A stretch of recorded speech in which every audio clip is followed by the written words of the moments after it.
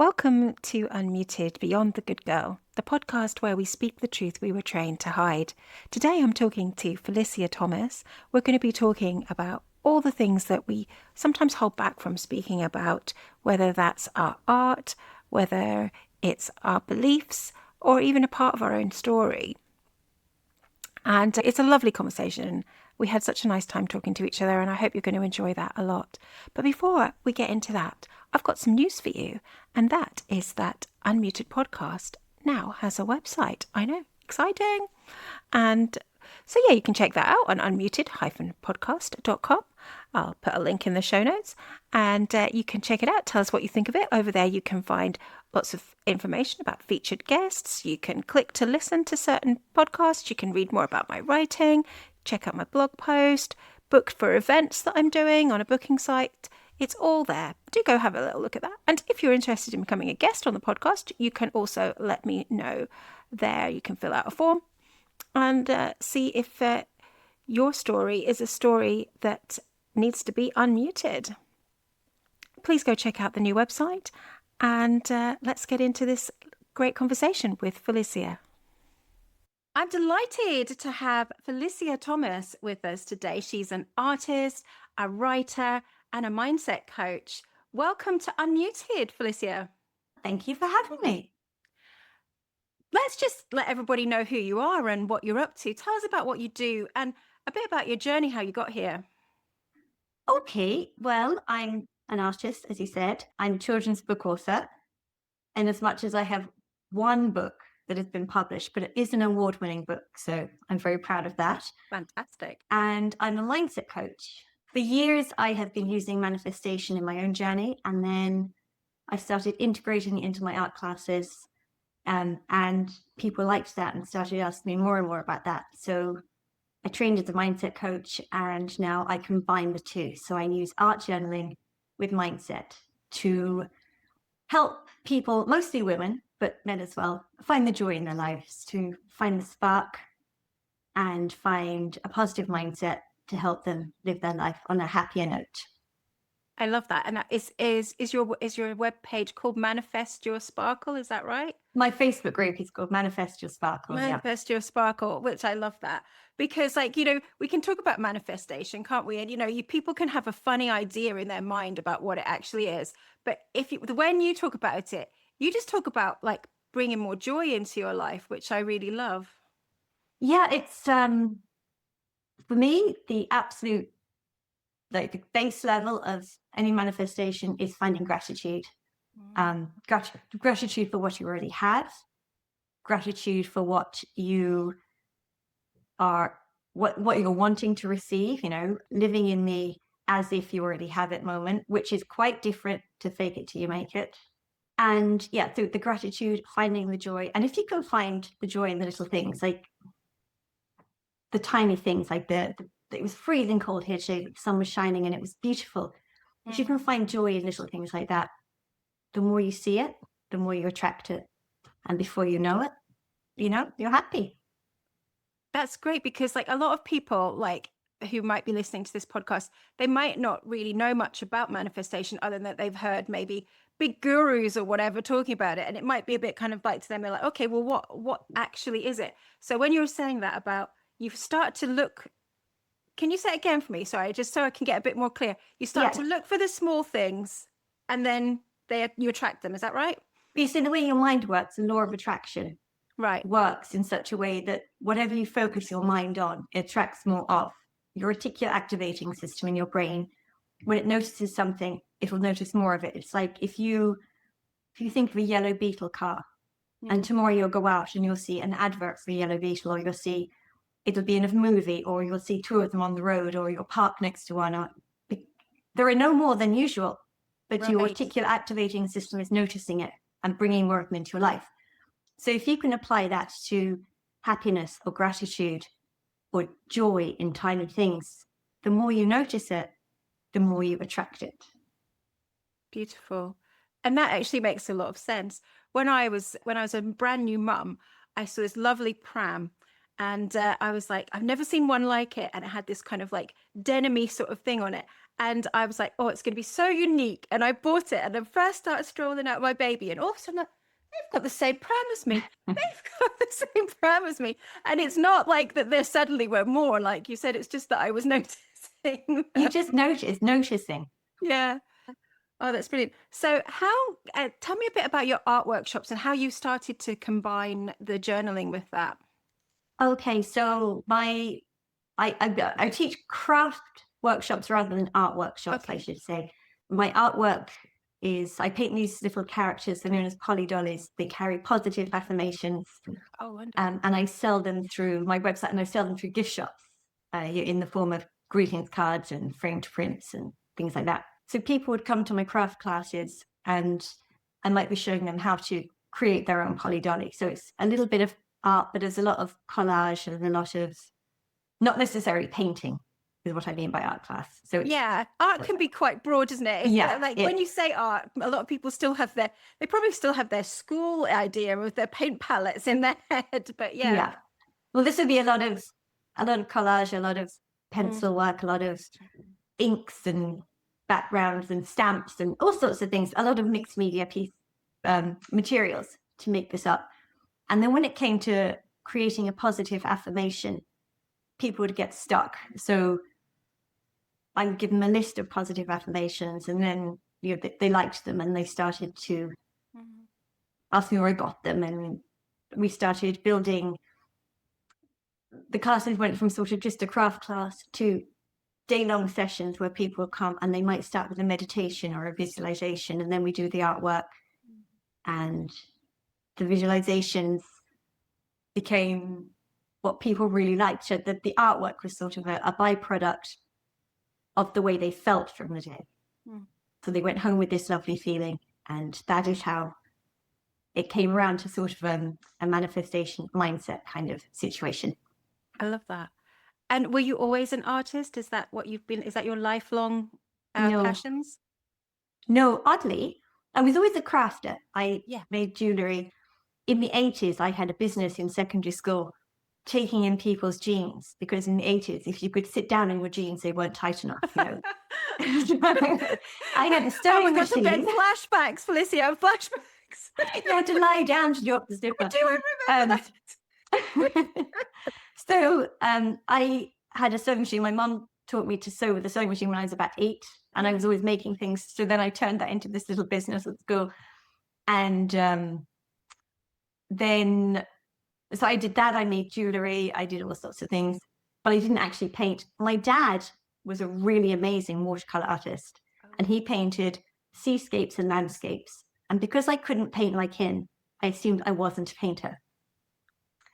And then about 20 years ago, I went to work in an art supply shop, and the woman who ran it had these beautiful, brightly colored papers. They were all like 12 inches by 12 inch squares. And I said, what are they? And she said, I don't know. When I went to the art shows, they all told me I had to have these things. She'd get on the internet, find out what they're for, how could we use them? So I started researching and went down the American route of scrapbooking, discovered this whole world of scrapbooking, which was just never heard of in Ireland before that. Got into that, which led me to mixed media, which is where I started creating my polydollies. And then I realized that not all art has to be the same. Now, I must say, my dad never made me feel that I was less of an artist. That was my assumption.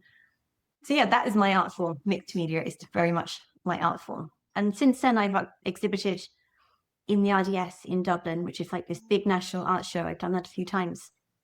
And there's such a variation of work. I mean, who says art is art? That kind of thing. Oh, love it. Yeah. You can see a canvas with 3 colors of paint splashed on it, and it sells for multi-millions. And you're like, wow, I could do that. But somebody has decided that is worthy of the title of art. And I don't know who these people are that make those decisions, but art can come in so many forms. Art comes in cooking and baking and candle making and whatever you do, whatever you pour your soul into. And do you think that as a society today that we put enough value in art? No, I think not. I think particularly now with AI and ChatGPT and GPT and all of those things, I think there'll be sadly maybe no room for artists. People need to buy art from a person unless they have a want to feel the soul that's in it, because they can create something themselves using their computer now. Yeah. But that's the thing, isn't it? It's like art is in the presence. You put something of yourself into your artwork, don't you? Yes. And it's the same with writing. Yeah, people say they could like write stuff via using ChatGPT or whatever, but like, it's not the same as if you write it yourself or if someone writes it for you. There's a different quality to it. Really is. I wanted to ask you about silence because this is all about unmuted. This is what unmuted is about. It's all about breaking silences. And I think that all of us have got a story in our lives somewhere where we've felt that we've been silenced and we haven't been able to talk about something. Do you have something that you would be willing to share? Many things, I suppose. I was always a very shy child. Right. And I had this continual battle within me of wanting to stand out, but not wanting to be different. Yeah. Just I wanted to be a rebel, but then I'd be terrified of doing something wrong. Yeah. Yeah. So I think creativity really is this kind of a silent voice. It's not words, but it's an expression of who you really are, who you want to be seen as. I know you said you were shy in the beginning, but I think there is this thing with us that even when we start to get louder, that there are always little parts of ourselves that we feel like we're hiding away until we feel safe to release them. Has there ever been kind of a part of you that you felt that way about? Definitely. As a child and teenager, I always desperately wanted to be different, but didn't want to stand out.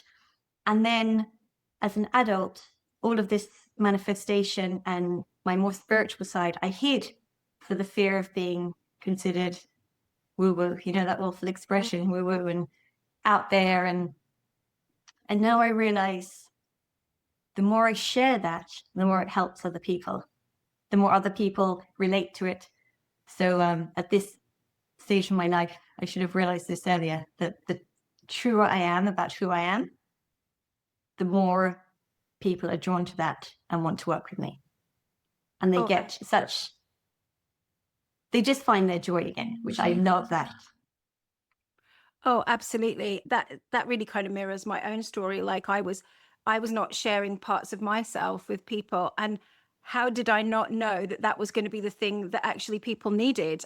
It makes sense now. The bit that you're holding in of yourself is your authentic expression, and when you start to express it, people start to come towards you. But you don't think about that, do you? You just think, oh no, people are going to think I'm a bit strange. They're going to think I'm a bit weird, or whatever. I suppose when it came to putting things on social media, there was a fear of being judged. I definitely had a fear of being judged, which is odd because if I find an artist or someone online who I'm interested in, the first thing I do is I go to their website and read their about page because I want to know more about them.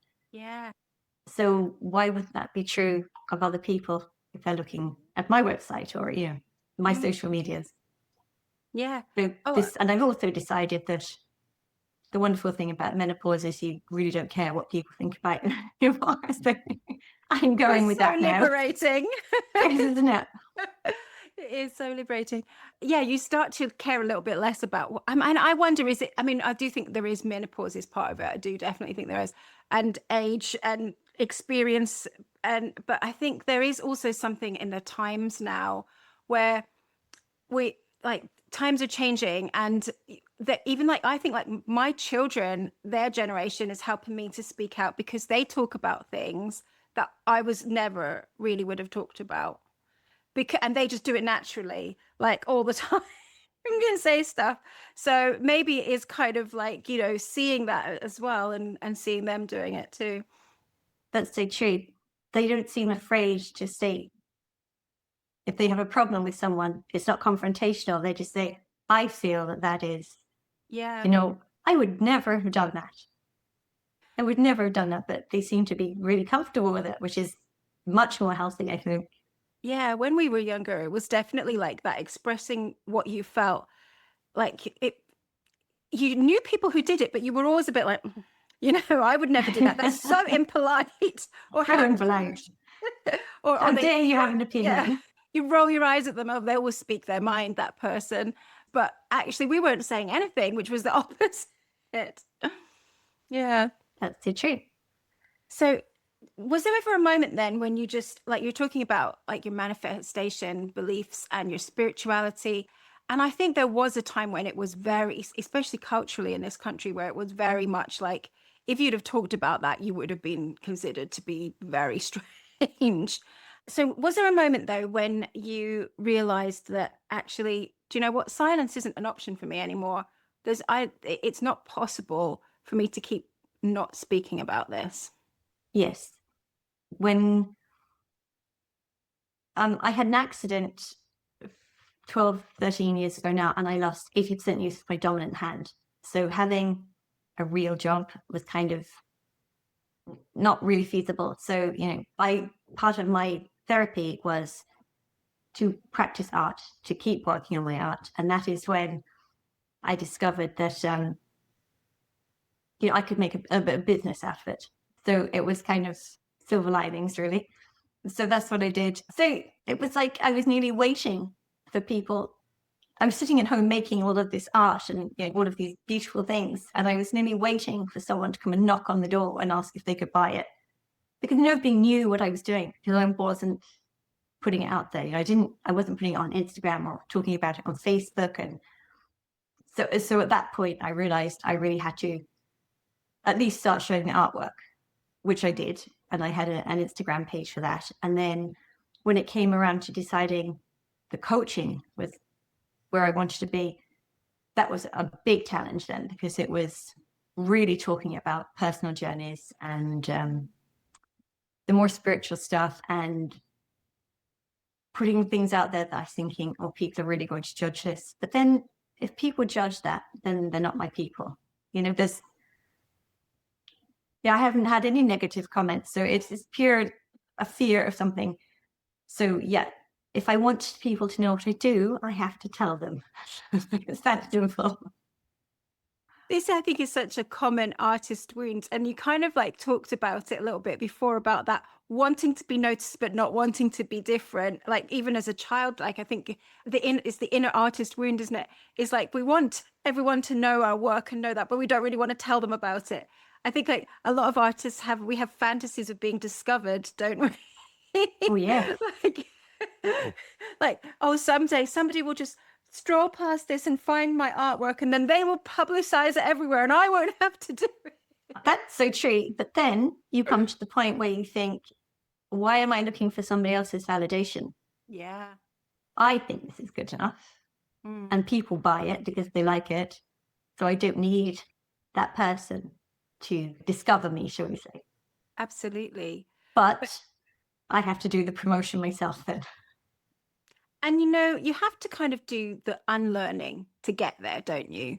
Like this week, you're talking about affirmations, talking about manifestation, you're talking about mindset work as a mindset coach. What are the kind of things we're talking about now? A lot of this is mindset work, isn't it? Mm-hmm. To know that you're going to be able to put something out there, and you know what, maybe somebody will judge you and you're going to be okay with that.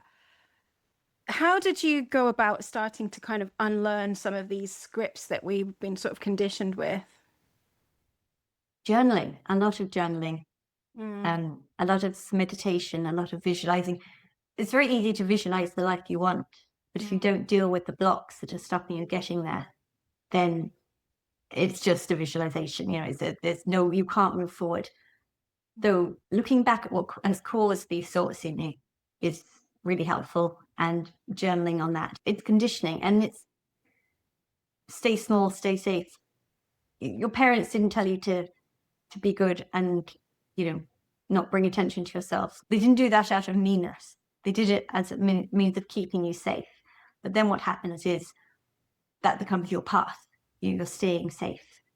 And as soon as you do something that's a little bit out of the way, you might be really positive about it for a day or two, and then you go back to the old way of thinking. And that's just your conscious brain trying to keep you safe. So it's a lot of work. It doesn't happen overnight. But the more you work at it, the easier it gets. Definitely. And also, what a fantastic thing to be combining that with art, because the visual side of the art is that's going to lock that in there as well for us, isn't it? I know I've not been to many of your journaling sessions that you have in your thing, but I know that you also make these lovely little cards as well, don't you? Or we can make them now as well, can't we? Yes. I use these affirmation cards and the Mm. journal prompt / affirmation cards. So I use them all the time for myself, and people started asking me about them. So they're now available as a kit. And the fact that you can make them yourself is what makes them very special, because you're putting your own energy into those, your heart and soul. And then you can choose the prompts. The list of prompts are there, and you can choose which prompt, which is the journal prompt. So it'll give you an idea of what to write about, because sometimes people open their journal, pick up their pen and go, what do I write about today? So this is a prompt. It asks you a question, asks you to list things. There's loads of different ones there. But it also gives you an affirmation. And it's, I use them all the time. And even though there are only 18 there, it takes a long time to get through journaling those 18 points. So you can read an affirmation, you can go, yeah, I know that. Yeah, I know that. That's true. But it's not going to become a new pathway in your brain if you just look at it once. No. It's not. Is that where the journaling comes in? It is. Now, there is a saying that says you have to write it to invite it. Okay. All right. So if you write something, so what I do is I copy out that journal, that affirmation. So that's the first, like the title of my journal page, should we say. Once you've written it down, you've involved all your senses. You've read it. You've read it off the card. You've written it down. And then you have to read it out loud. I think that just really helps to invite things into your life. Read it out loud and then think about it and write more about it. How does it make you feel? Your future self, the woman who is living your best life. How would she react to that? You can just write about it and create this amazing, it's almost like you're writing a script for a film. Yes. I mean, imagine now your favorite film with your favorite actress, but it's your life. You can write amazing things about that, and you just write about these things in your journal, and you go back and you read them again, and you read them again, and you read them again. And eventually your subconscious brain doesn't know the difference between what's actually happened and what you're telling it has happened. So that's how we train it for these new things to come into your life. Yeah. Because the old scripts that we've got, the ones that are negative, the limiting beliefs that we have, they've been in there a long time. So you're not going to rewrite a pathway just by writing an affirmation once and go, you need to work with it. So the fact that you've got this little set of cards, it's not like there's a limitation on that, because you probably see something new from it every single time you pull one. Well, that's true. Yeah. I mean, each day, depending on your humor or where you are, or it can be a different response each time. I was going to say, though, it's really interesting that you said about speaking it out loud and the power in the voice, because one of the reasons I started Unmuted, the podcast, and then eventually Unmuted the lounge, is because I think too often, we might be writing things down, we might be doing stuff like that, but there is a power in our voice to actually start saying things, even if it's not to another actual person, even if we're just saying it to ourselves in the mirror. There's a power in hearing it out loud. Very much so. And there's a whole practice in manifestation, which is mirror work, which is a whole different thing. And that is literally looking at yourself in the mirror, because we look in the mirror, but we don't look at ourselves. We look at our hair, we look at our makeup, we look at whatever. But to actually look into our own eyes and talk to ourselves out loud is powerful. And it takes a lot of practice. You do feel really silly doing it in the beginning, but that's really powerful.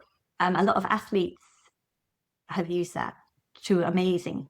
They tell themselves that they've already won, and how they feel about the fact that they've won, and how proud they are, and how they felt when it happened, and they're just talking to themselves in the mirror, and that's really powerful. I read somewhere about a technique, it's probably manifestation technique as well, where in the morning when you write in your journal, that you write not what you would like to happen, but you write as if it's the end of the day and it has actually already happened. So you're like, oh, met Felicia for coffee today. We had a lovely chat and we've arranged to do such and such, but you haven't done it yet. You're just writing about Yeah. it. And do you know the psychology behind that? Or is I think it's because I don't think I know. oh, I think It's again your subconscious not knowing what's real and what's not real. So you tell it it's already happened, and it starts to believe that it's already happened. So you have to live, and that's the living as if.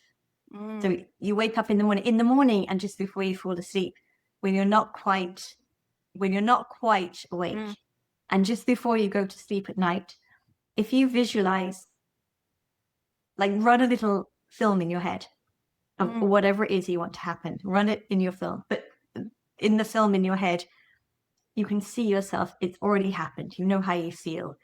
A lot of it comes back to the feeling of that thing happening. And what you're doing is you're programming your subconscious, and it will then draw these things into you. Now, if you decide, I want to be a multimillionaire, that may not happen overnight. You might win the lottery, of course, but there's a good chance that's not going to happen overnight. But and then that's an up here level dream. Okay. So if you visualize a ladder, okay, and the ladder has got lots of rungs, so you're here, and you can't imagine being a multimillionaire, but maybe you can imagine making an extra €1,000 this month. Okay, so you manage that, right? You can think about that. You know how that would feel. You actually would know. You're not trying to make that up, because I don't know about you, but I wouldn't be entirely sure how I'd feel as a multimillionaire. No. That hasn't happened. Exactly. Yeah. Okay, so you take the little rungs, and when that's happened, you add to your goal, and you climb that ladder slowly. That could also be something not material. It could be finding the love of your life. It could be waking up healthy. You know, if you don't have good health, your biggest dream might be to wake up without pain. Yeah. You know, just it's the little things. It's those tiny steps lead up to the big steps. And you do have to put it into a nervous system. And it's not a quick fix. It's not going to happen overnight. But if you can find the joy in the little things while you're doing these things, you're really happy. And you don't notice how much progress you're making until you look back, go back over your journal entries. You know, when you've been journaling for 6 months or something, go back and realize how many of those things have actually happened. It's quite surprising. And gratitude is another thing. Like, I remember when I first started gratitude journaling, and some of the things that I found myself being grateful for were really very stable. Like, I was driving to work, and I remember thinking to myself, I'd be driving to work every day for months, but there's one morning after I started the gratitude journaling, I remember thinking, I'm so grateful for this little car. I love it. It's such a great little car. And I never really had that thought before. But it's like once you start to be grateful for things and you start to let that almost like that frequency in, it's like you notice the things that you're actually grateful for instead of just taking them for granted. So yeah, definitely getting onto gratitude as well. And as you said before, which I liked, I hadn't thought of it, gratitude for the things you haven't got yet. Yes. I'm so grateful that I have whatever it is. Yeah. And it's also really important to not try and rationalize where that's going to come from. You know, it's not up to us where these things come from. Oh, that's the hardest part for a lot of people, isn't it? Isn't it? Because we're all such planners. And you say, okay, so I'm going to make it, like, say you take your one from earlier, I'm going to make an extra €1,000 this month. And instead of just going to start to think, you're already thinking, well, I suppose I could do this, and then I could do that, and then I could do that. And then you're kind of in almost like an anxiety frame of mind at that point. Yeah. And then it's probably not going to happen. So it's about worrying about trust and the things that we're not very good at. I know. It's a lot of trust. Yeah. It really is a lot of trust. Yeah, it's not up to us to worry about where these things come from. We just have to trust that we're vibrating on the right frequency of abundance and gratitude. Just wait and see what happens. Lovely. I'm really glad we've got onto this, because one of the things I really wanted to do in this season of Unmuted was to be more practical for people. What do we embrace in our life to start to change that conditioning? I think the most important thing we have to realize is we can't control everything, but we can control how we react to it. That's a hard lesson to learn, but it's so true. And that kind of almost comes into the mindfulness. Yeah. I talked last season about feeling like there's just no point, and just not doing anything because you feel like there's no point. When actually, do you know what? There might be nothing you can do to change it right now, but you can start to think about how you would like it to change. Even Indeed. just thinking about what you would like and what you would desire and what you would actually want to change. That's such an important point. A lot of people that I work with don't actually know what it is they want. You know, you really have to ask really specific questions of yourself. What is it that you want? I want to be a millionaire. Why do you want to be a millionaire? What is the why behind your want? Yeah. And then a lot of people come with, as I said, it doesn't have to be material, but quite often it is a material thing. And that's not a bad thing, because if you have a lot of wealth, you can help so many people. You can support your favorite charities. You can donate. You can help your friends and family. You know, you can pay for scholarships. You can do all sorts of amazing things. And yet there's an awful lot of preconditioning. Money is the root of all evil. And rich people are greedy, and a lot of things that we've heard as a child. So they have to be undone. So much unlearning. There's a lot of unlearning. It's like we've spent lots of time learning, and now we're unlearning, and we're learning that a lot of people don't realize you can change your beliefs. They think, well, I've always believed this. But so when you start to say, well, no, you can change that, they get like that. You're like, no, no. And then maybe you have to sort of walk people through that a little bit. A lot of that comes from, you can't change your belief. Why do you believe that? You believe that because somebody else told you that. Yeah. But what are your beliefs? Yeah. You know, you're not disrespecting other people's beliefs by having your own. But then the money examples are always a good one for that. Yes, because I think they're so deep. Everyone has one, don't they? I mean, Of course. Everyone's got something that they've heard as a child or from somewhere. They're like, yeah, I've heard that. Or even if it comes to trying to find your soulmate, your ideal partner, it can always be, there are no good men left. There are no good women left. All the good ones are gone. They all cheat. Whatever it is, if that's what you're thinking, that's what you're putting out there. You know, our words are like spells.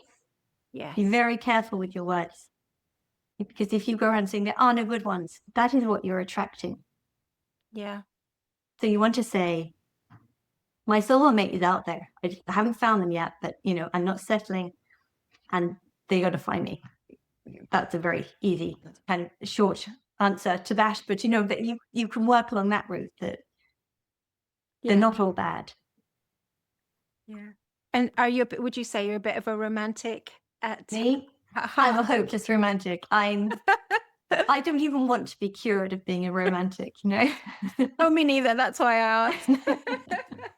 I love to read love stories. There was a documentary on television last night about the Bronte sisters. I was like, oh, Wuthering Howie. I read that when I was about 15, and I think that was the undoing of any reason I had in my head. Yeah, I'm also a celebrant, so I get to hear people's love stories a lot, which is beautiful. And there's a place where words really matter, doesn't it?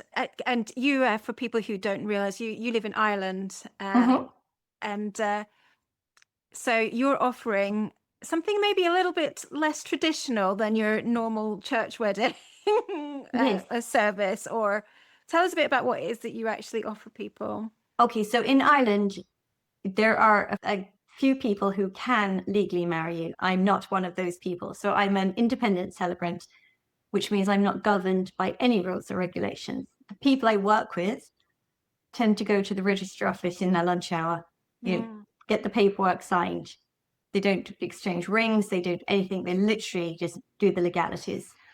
And then I create a ceremony. So I have done Harry Potter themed ones.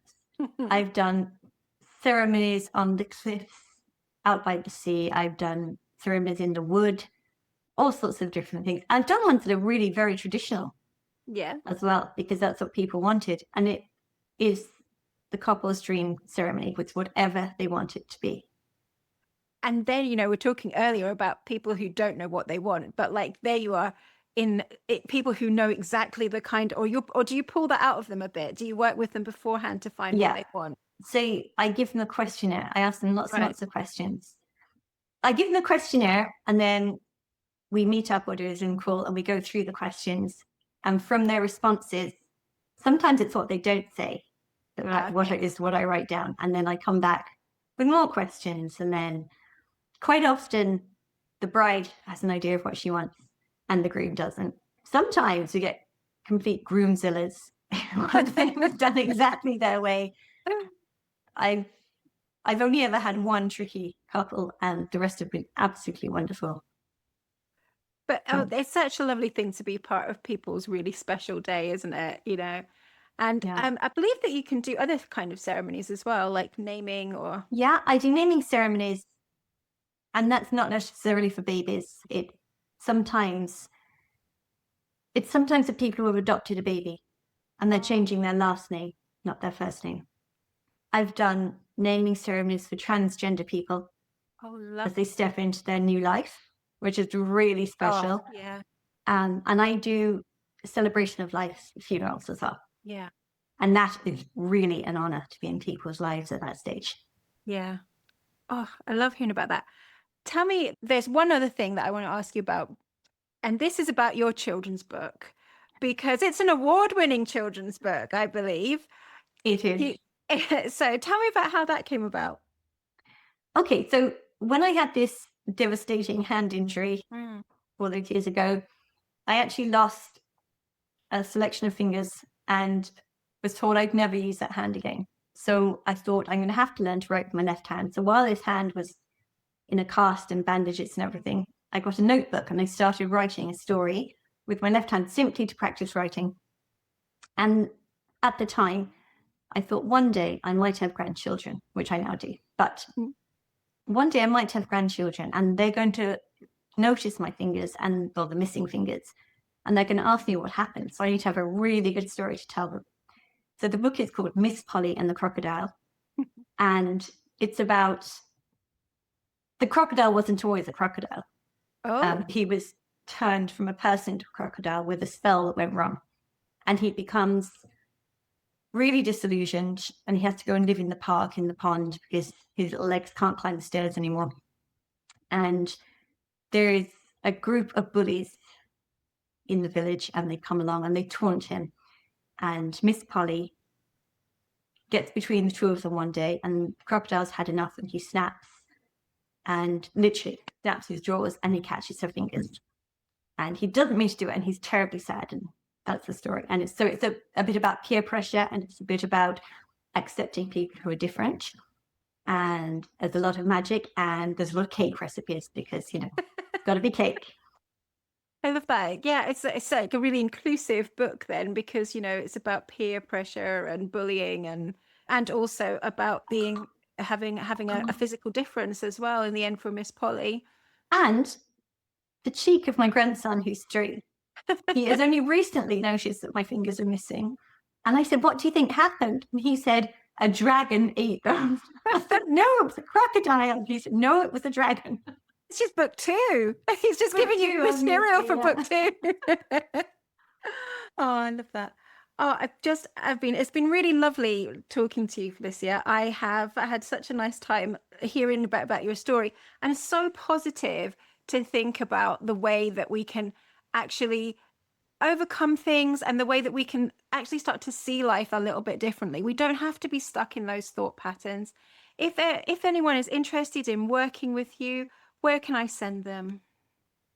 I'm on Instagram at Manifest Your Sparkle, and there's an underscore between manifest and sparkle. I can put that in. FeliciaThomas.ie is my website. And that's pretty much it. I will put these links for people in the show notes so that they can come and find you if they want to find out more about how they can do art, journaling, and more about mindset. Thank you. Yes, so they can work with me online or they can work with me in person. My aim is to run a retreat next year, so you never know, you might want to come to Ireland. I've got my name Spend down a couple of days. I've got my name right down for that retreat and working. As soon as I hear about it, I'm booking it. That'll be great. I love the idea of spending a whole day on mindset and positivity and also making something beautiful. What a wonderful way to spend the day. As this has been a lovely day to spend the evening. Thanks again for coming. Thank you so much for asking me. If you'd enjoyed this conversation and you'd like to have more conversations around the topics that we've talked about, journaling, mindset, then you might enjoy the Speakeasy. The Speakeasy is my monthly membership for women, for good girls who want to get loud, and it's the place where we have regular mindset coaching, we have journaling sessions, and we have these deep dives into archetypes. This month we're deep diving into the lover archetype, which is all about self-love. So if you'd like to come and join, we'd love to have you. Do check out the link in the show notes, or there's more information on my website. Okay, this is where I stop talking, but the conversation continues in the Speakeasy. I hope to see you over there.